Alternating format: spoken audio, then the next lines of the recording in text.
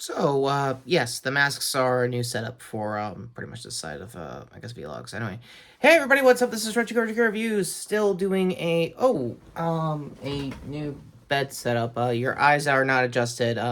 And no, this is actually top I want to say level for my chair. I got a bed riser. It's a whole thing. I'm gonna try my best to I guess showcase a more neat version of it since we're on Cinemax again for this TV roundup for the weekend. So, speaking of which, the only show out of two shows I'm not going to be talking about in this month's roundup is going to be Maul, the Shadow Lord. I mentioned it briefly in my Mandalorian Black Series figure review earlier this week, so go to that in cards. And with that being said, hey everybody, what's up? This is Retrokid Reviews, getting to, like I said, a TV roundup for Daredevil Born Again Season 2, the Bullseye episode that came out this week as of this recording, and Invincible Season 4, Episode 5, and I believe 4 last week's with the Conquest fight, kicking off the Viltrumite War for the comics. So let's get to the check jacket of it all with Invincible before we get to explaining what I was panicking quite a lot, unless you're comic readers, of maybe Conquest is coming back for around, I want to say 3 for Mark, if they were going to keep that out as an original for the show. Turns out, no, they're kind of honoring Mark's finish that fight last week of choking him out, and I think I said this last year when Conquest debuted at the end of season 3, that the idea of Jeffrey D. Morgan and Stephen Young, two Walking Dead actors who the last time they were on screen together was the Glenn death scene in Walking Dead, kicking off Negan War for AMC's version of the show. The parallels did not I did not miss the parallels of that one. It was a very cool reunion match, if anything else, character-wise. Probably in the booth was a little more wholesome and like, hey, wow, this is cool. Nice to see you after 10 years kind of thing. I don't know, they probably were more professional than I was, fist pumping on that fight last week. So, on to this week, though. Basically, we get a lot of character development for Oliver and Nolan that I think the comics basically alluded to as well for comic readers, who probably will tell me in the comments about that. Thanks in advance. Comic readers, you probably should have given me a heads up that Oliver is going to have an insect phase in, like, I guess his love life when he gets back to Earth, because the Thraxan of him is more or less talking. They're more of an insectoid kind of aliens in the Invincible universe, and somebody who watches Kamar for a living with Karate Bugman. The fanfic of it all has not lost me. Speaking of which, let's get the tech jacket gender swap of it all. There's some discourse that they should have kept the original guy that was tech jacket in the comics versus getting gender swap. Honestly, I think she's fine as is. She's playing off with Alan, going to do basically Star Wars underneath a Viltrum ship throughout this episode. Pretty much the same thing in the comics, just a little bit different, not much, honestly. To those chose eat shit. So that being said, before I wanna get to basically the whole Nolan unpacking a lot of how he felt about Oliver's biomom, before I guess Oliver hearing Debbie's conversation last week. I forgot to mention that when I was doing my rundowns, that Debbie was like all in for yet another Emmy-winning moment, because again, I've been singing the praises for Sandra Oh's version of the character ever since the show dropped in 2021, and I think she's doing a better interpretation of her than we could get in the comics, and I think Cretman has probably been on record for that, and a lot of others, so I won't harp too much about that. Also, instead of dialing back to previous episodes, this episode, though, again, it's a straight one-for-one adaptation aside from the tech jacket changes to the major fights they had to do when they went back to the Global Alliance of Planets with their counterattack with Viltrumites coming into the main hub world that they're using as their security council, essentially. They found their mole, again, shot for shot from the comics, nothing really crazy there. Ultimately, it is interesting to see Peter Weller and Clancy Brown get a lot of memes on their fight on socials of just being like what characters fans of their careers knew him as, from like Krusty Krab to like the Transformers of it all. So it is kind of fun of the memes. It's a little more wholesome as pretty much I thought it would have gotten as far as the memes goes for that exchange, I guess fight scene wise. Speaking of, not a lot of Mark throughout this episode till like the last 5 minutes of it, mainly because again, Conquest took a shitload of innards out of him, just like he did in the comic, and it took him, I think, almost 2 months, I think, in the comic, and I think in this episode as well, for his Viltrumite healing factor to kick in to basically re-sew up all the skin and stuff. Gross as it is, I'm pretty sure my description is less gross than seeing it on show in the show itself, so your mileage may vary. Again, no notes so far, no official scores for this and the next episode we're going to be talking about, because I want to wait till the season finale for all these shows and probably The Boys as well, so that I can do a full rundown of the whole series for each show here for the rest of this year. So, also, there's one last thing, hence why I was asking up front if this the Conquest death is canon to the comics, because the show tried to trick me into believing, oh yeah, he might come back, but then the fake out happened. I was like, oh, thank God. Woo! It was that kind of like mild panic kind of stuff, more or less.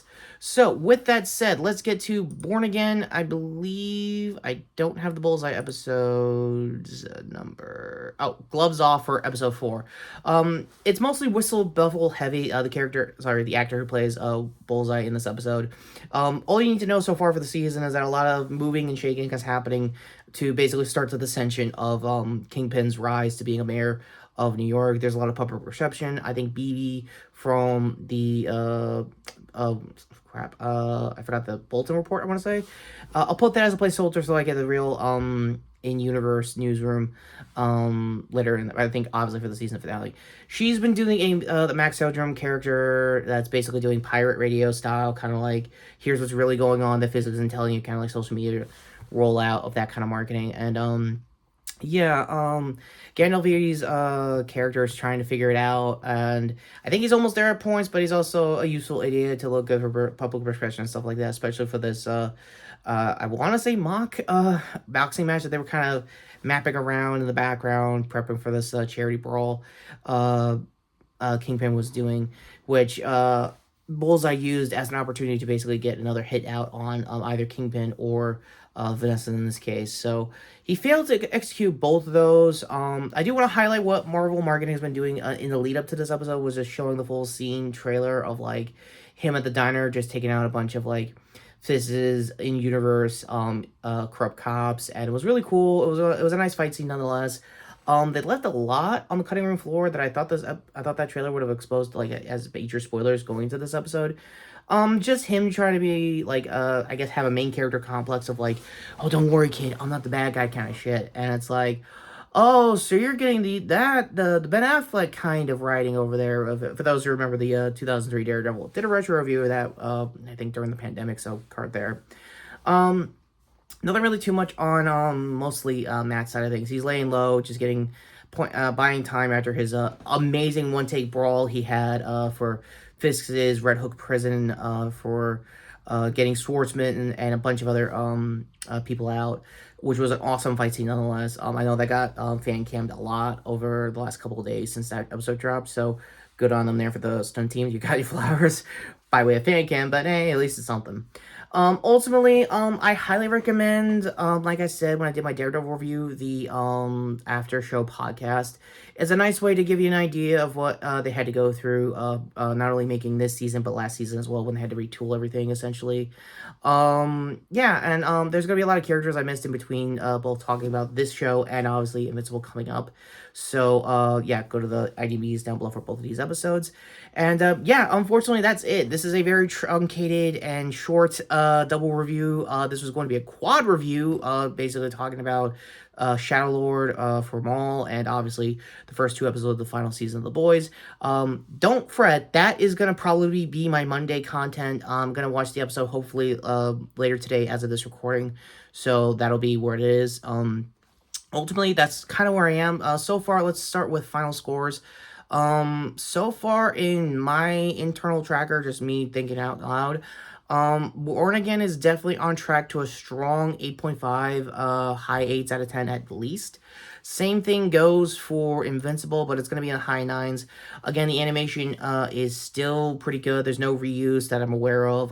For the fights in general, for all the Voltron fights they've had throughout this arc in the comics, is still pretty on the nose. I know there's some complaints online, like, oh, why do you need celebrity voice actors and stuff like that? I don't know. They just want to pitch a show better. It's a lot of fluff. It's a lot of things. So that being said, what do you think of these episodes? What do you think of The Boys so far? Please don't leave any spoilers in the comments down below for the final season. Unless there's comic comparisons, I need to know going into the final season.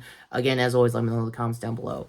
So with that said, and once again, trying to reorganize again the space, yeah, go to the space here to sub the channel, hit the notification bell down below. Hype this video if you are a new subscriber. Please, I would love to know your input for any and all future TV reviews going forward, because I think this is going to be another TV heavy week next week. If anything else, I'll check local listings if there's any new movies out that I could probably review. So might be an update in the community in the community notes. Speaking of those community notes, as you're subbing for the channel, hit the notification bell down below. End cards here to my cars playlist. First off, for the shorts, like I already did for any things I missed with my Star Wars Black Series figure. There's not really much to miss on, probably some articulation stuff, so that's why I didn't get the things I missed for those who are waiting for that. But there is shorts also to my previous Critical Role Reacts for Campaign 4. Other hand, here to my other previous video, which was talking about that Star Wars figure. And yeah, gear here to sub the channel down below. And with that all being said, take care, subscribe. I am Retrokid Reviews saying, yeah, I'm really speedrunning to the finish doing update reviews, can you tell? But nonetheless, both shows are still good. I'm going to try to do a Boys review hopefully next week. So yeah, let the season finale vibes commence when it comes to that show. And please be at least better of a landing as far as ending goes than Stranger Things. Just saying, Amazon. Seriously, Eric Kirky, you're a good showrunner. Please prove it. Please